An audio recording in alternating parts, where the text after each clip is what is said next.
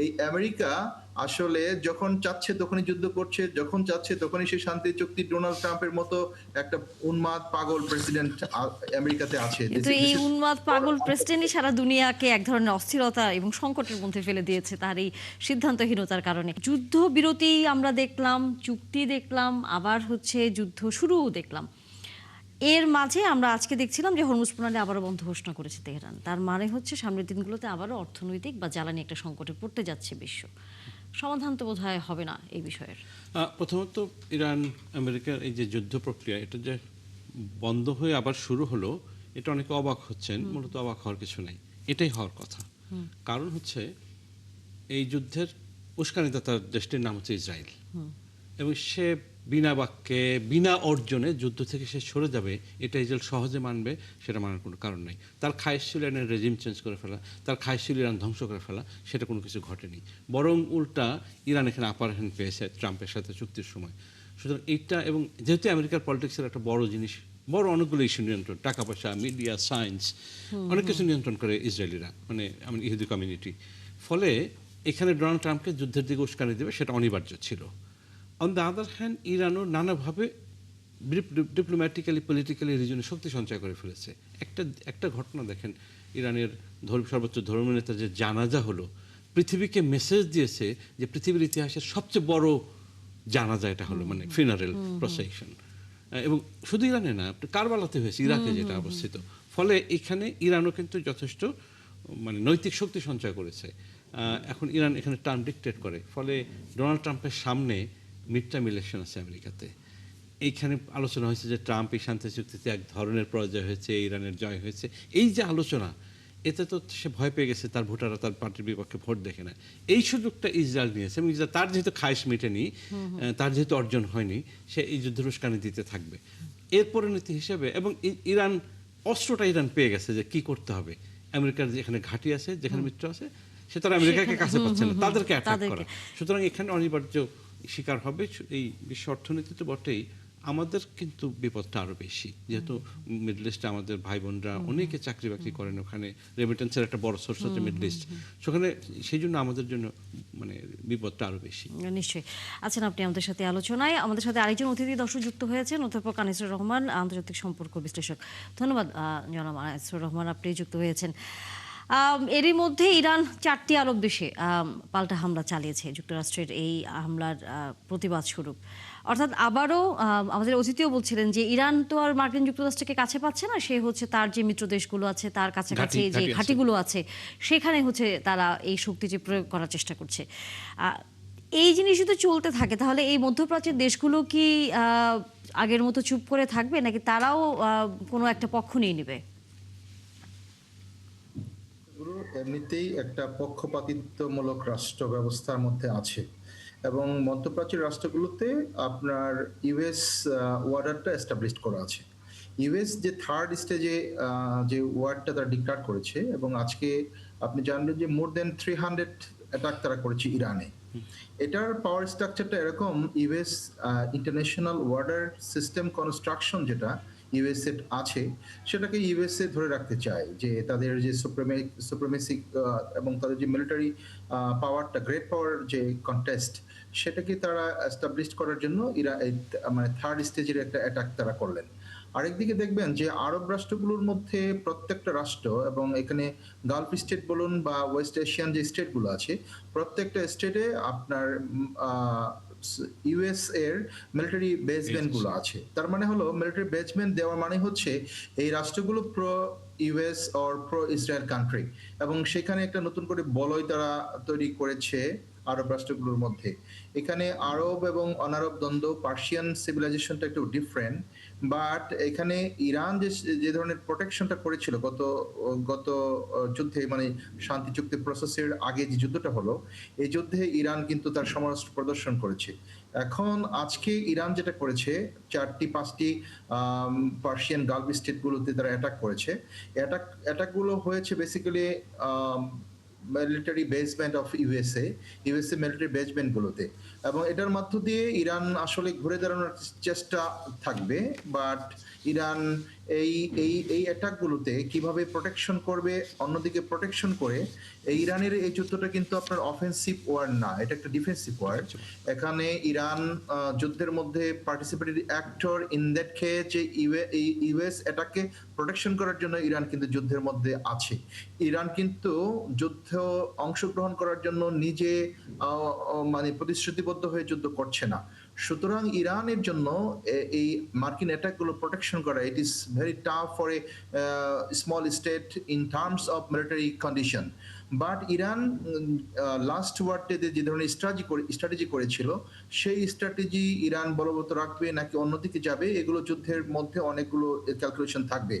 এবং সেইখানে রাশিয়া এবং চায়নার কি ধরনের ভূমিকা হবে, সেই ভূমিকার উপর ডিপেন্ড করবে যে এই যুদ্ধটা কোন দিকে যাচ্ছে বা এর যুদ্ধটার সাস্টেনেবিলিটি কতটুকু। কারণ হলো, আপনারা জানবেন অল্প 2-3 দিন আগে টার্কিতে নেটোর সম্মেলন হয়েছে।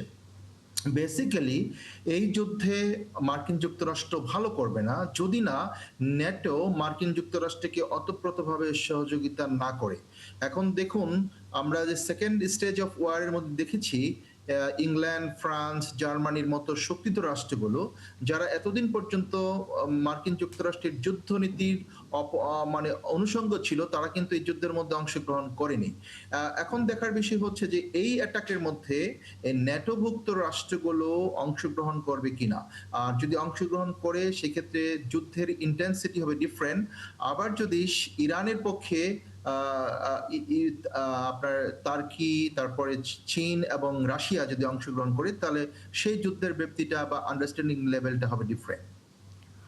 আচ্ছা, সেই জায়গায় আমরা যখন আবার দেখি যে হরমুজ প্রণালী যখন বন্ধ হয়ে যায়, মানে যুদ্ধের তো এখন নানা দিক সামনে আসছে, সেটা তো আমরা হয়তো নিয়ন্ত্রণ করতে পারবো না, কিন্তু আমাদের মতো দেশে যে বিষয়টি প্রভাব পড়ে সেটা হচ্ছে জ্বালানি সংকট। যদি সামনের দিনগুলোতে আবারও আমরা যে কিছুদিন আগে এই সংকটে পড়েছিলাম, এখন যদি আবারও পড়তে হয়, যেহেতু হরমুজ প্রণালী বন্ধ করে দিয়েছে তেহরান, এবং একই সাথে এই মধ্যপ্রাচ্যে আমাদের অনেক শ্রমিক যারা রয়েছেন তারা সেখানে থাকেন এবং রেমিটেন্সের একটি বিষয় থাকে।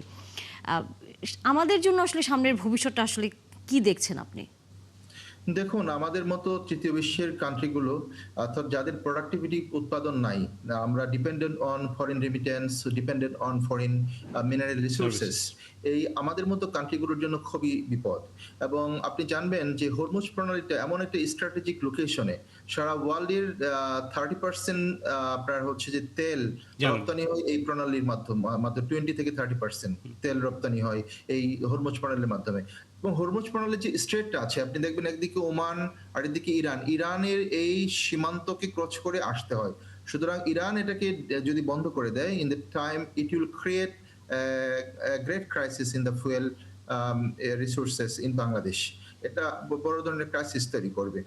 অন্যদিকে বাংলাদেশের আরেকটা বড় সংকট হলো, দেখুন অনেক শ্রমিকরা আমাদের ভাইয়েরা কিন্তু মধ্যপ্রাচ্যের অনেকগুলো কান্ট্রিতে আছে, এবং সবচেয়ে বড় শ্রমবাজার যদি আমরা বলি, সেখানে কুয়েত আছে, সংযুক্ত আরব আমিরাত আছে, তারপরে আপনার জর্ডান আছে, তারপরে হলো যে আপনার ওমান আছে, সৌদি আরব আছে। এই রাষ্ট্রগুলোতে যখন অ্যাটাক হবে, ইরানিয়ান মিসাইল পড়বে, তখন কিন্তু এই রাষ্ট্রের মানুষগুলোর জন্য নিরাপদ না, অর্থাৎ শ্রমবাজারটা ধ্বংসের মুখে পড়বে। এবং আপনি জানবেন মধ্যপ্রাচ্যের রাষ্ট্রগুলো কিন্তু একেবারে মেটেরিয়ালিস্ট সোসাইটির মতো, এদের নিজস্ব কোনো আপনার নাই, ওয়েপন সিস্টেম নাই, নিজস্ব কোনো সিকিউরিটি নাই। They are dependent on US and Israel protection and security. সুতরাং তাদের শুধুমাত্র আছে অর্থনীতি এবং তেল সম্পদ। এই তেল সম্পদ এবং অর্থনীতি ওদের জন্য সাস্টেনেবল ডেভেলপমেন্টের জন্য না। এখন আনফরচুনেটলি আমাদের বৃহত্তর একটা বাজার যেহেতু মধ্যপ্রাচ্যকে কেন্দ্র করে আছে, সেক্ষেত্রে আমাদের রেমিটেন্স, আমাদের অর্থনীতির এক ধরনের উপর চাপ আসবে। আবার আমরা লাস্টে দেখেছি, লাস্ট ওয়ারটাতে বাংলাদেশের যে ধরনের তেলের সংকটটা হলো, এই তেলের সংকটটা বাংলাদেশ কাটিয়ে উঠেছে, কিন্তু যদি একটা লং টার্ম যুদ্ধের দিকে যায়, তাহলে বাংলাদেশে আবার এই ধরনের একটা সংকটের মধ্যে পড়বে।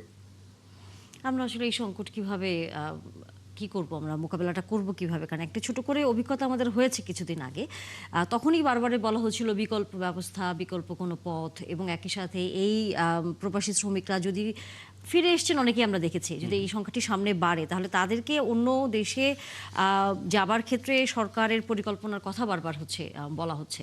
সেই জায়গায় আমরা আসলে কি ধরনের পরিকল্পনা নিয়ে রাখতে পারি বলে আপনার কাছে মনে এই হয়? সংকট যদি দীর্ঘায়িত হয়, ধরেন মধ্যপ্রাচ্য থেকে আমাদের শ্রমিকরা যদি চলে আসে, আপনি ইমিডিয়েটলি তো অন্য কোনো দেশে পাঠাতে পারছেন না। অন্যতম কারণ হচ্ছে এই যুদ্ধের মানে অভিজ্ঞতা যেটা, সেটা তো অন্য অন্য দেশের দেশেও উপরে হচ্ছে, পড়বে। হ্যাঁ।